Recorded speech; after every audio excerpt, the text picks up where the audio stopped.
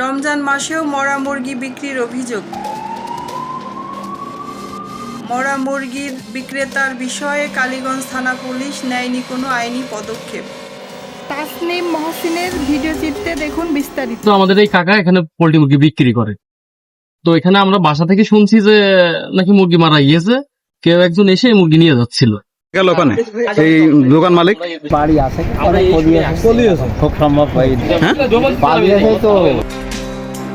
ঝিনাইদহের কালীগঞ্জ সিংদাহ আমতলা নামক স্থানে মরা মুরগি বিক্রির অভিযোগ উঠেছে শাহাদত হোসেন নামে একজন মুরগি ব্যবসায়ীর।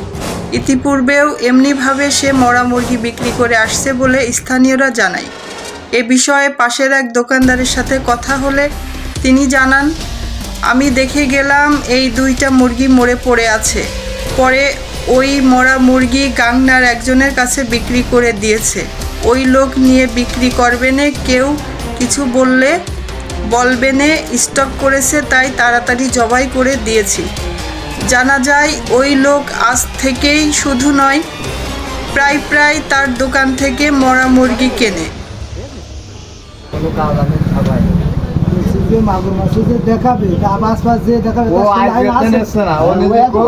আমার দোকানের সামনে আমি প্রতিনিয়ত দেখি। আমি সেটা স্যার গোপনে কইছি চাচা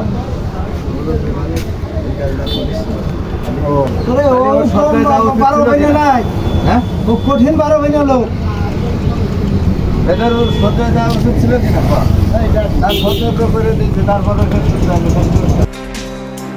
বেশ কয়েকজন দোকানদার দেখেছে, তারা মানাও করেছে বলে জানা যায়। Chitra TV news, Jhenaidah. ঘটনাটা কি?